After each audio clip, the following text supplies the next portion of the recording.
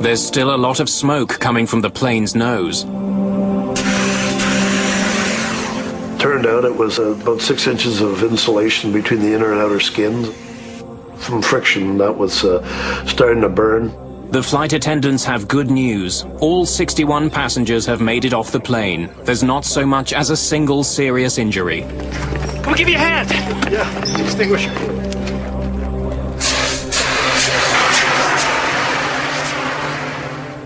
Bob Pearson has done what no one has done before. He's safely landed a 767 with no engines, gliding to safety from more than 26,000 feet.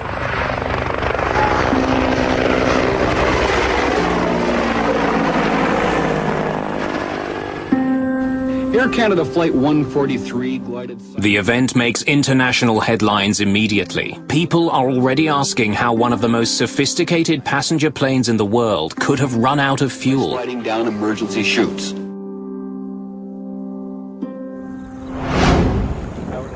By the next day, the investigation has already begun. Bill Taylor and Diane Rochelot of Canada's Aviation Safety Bureau are among the first investigators at the scene. I was a junior mechanical engineering at the time. I had been working for Transport Canada for a year. Going to the field for the first time was very exciting. It was new. It was a major aircraft. Once we got into the fuel quantity indicating system, I actually left Diane to deal with the specifics of the computer system. First, Bill Taylor needs to confirm what everyone has been telling him, that the plane is out of fuel. Investigators drained the tanks, collecting less than 17 gallons of fuel. The 767 can hold almost 24,000 gallons. It's like having 5 tablespoons of fuel in a mid-sized car. Taylor next needs to examine the possibility that the fuel leaked out during the flight. The other checks involved looking for any evidence of fuel having been lost. They even went so far as to go into what they call the dry bay of the aircraft. I'm a bit claustrophobic, so I really wasn't too enthused about going up in there, but I crawled up and had a look around with a flashlight and confirmed that there was no evidence of fuel having been lost in there. That leaves Taylor with only one conclusion. Flight 143 took off without enough fuel. Now investigators need to find out why. It's in one piece. Diane Rochelot begins looking for the answer to that question in the plane's sophisticated electronics bay, located beneath the cabin.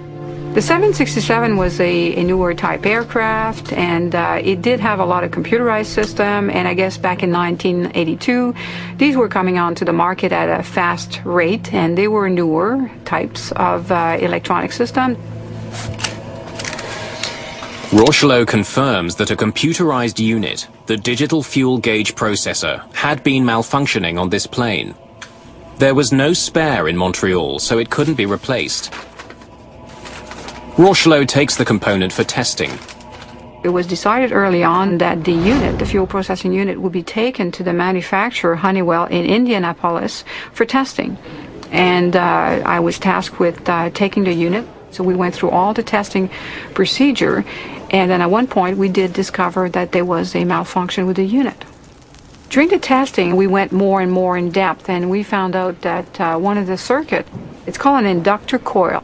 It was a very, very small part, and it was encapsulated at manufacture, and encapsulated means it's covered with plastic. You cannot visually see it because it's now covered with plastic, and you can't see the inductor coil itself. But once we took over the plastic case, we could see that the solder joint had not been made properly, which caused a malfunction in the system. The faulty processor explains why Pearson didn't have fuel gauges for the flight, but doesn't explain why he didn't have enough fuel. The inoperative gauges were clearly flagged. Ground crews wouldn't have relied on them when they were fueling the plane. Investigators confirmed that the ground crew did perform